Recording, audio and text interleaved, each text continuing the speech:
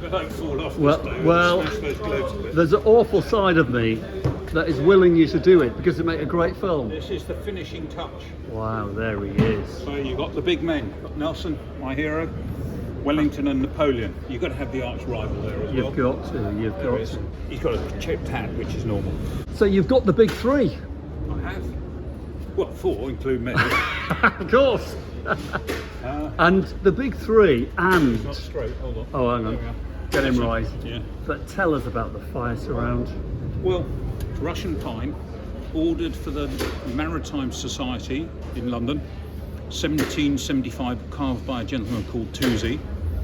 And this society used to help young lads, wayward possibly, to better, in those days called better themselves. Yeah. And they were educated and then they went into the Navy. Yeah.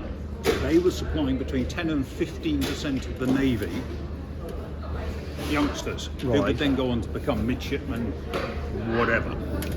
And what's fascinating is made out of Russian pine, and you can see all the bits of the Navy, the cannon, the gun barrel, the rudder, the anchor, and then this is what they called in those days. That was a fender, A wicker what? fender to stop the boat hitting. Like a bumper. Yeah. Right. And then you have this young lad here Yeah. looking off into the sunset wistfully. Wow. And then you have your globe, compass, dividers, sextant, all the articles that you would need as a young man in the Navy. Wow. I mean, Charlie, that and where was it housed initially? It was in Shall we London. move this ladder out the way Yeah, so we can I'm get a sorry. nice shot of it? Yeah. You're not selling the ladder, are you, Charlie? I will if you want me to, but only after the fact. Excuse me, Dad, I'll put it out of the way. I mean, let's go over here so we can have a good... I'll get my Rusty's working copy. Oh, right, okay. So there's quite a lot written about this. George the carved chimneypiece is actually Russian pine Yeah. from the Maritime Society by Tousey, 1775. And this is in your new book. Yeah, This is the first time yeah. I've seen the book. Can we just look at the... Yeah. I mean, I've seen... I thought I'd sent it to you. No, I've got it. I've seen it online, but that's a cracking thing, Yeah, isn't yeah, it? it's a wonderful book. Right, so- talk to me. Let's so go up to it originally because I'm this was- desperate to even touch it. Can I touch it, Charlie? What, you can touch it, baby? I want to touch it. Hang on a minute. Has Nelson seen this thing? Nelson was a governor or a director of this society, so he would have sat round the table, and we've got a copy of a letter that he wrote to the society when he couldn't make a meeting, apologising he couldn't make the meeting. Right. So Nelson was directly involved and almost sat here, touched it just like you are, Oh, and sat in the room, probably dined at the table that this was in. wow. And I mean, and Nelson would have been very interested in this because, of course, you know, he was a naval man through and through. And Absolutely. this fire surround is nothing but a celebration of the British Navy.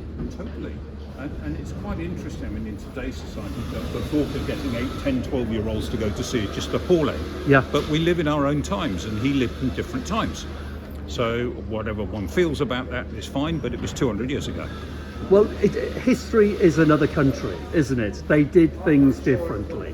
Well, It's as simple as we're that. here today living the life we live because of those people doing what they did. A lot of these young boys, like Nelson, who went to sea, I believe, at about the age of 12. Yeah, well, my father went to sea at 14 and Did was he? on the Worcester, which was a training ship, Right. and served on the training ship until he was 17 or 18 and then went to sea.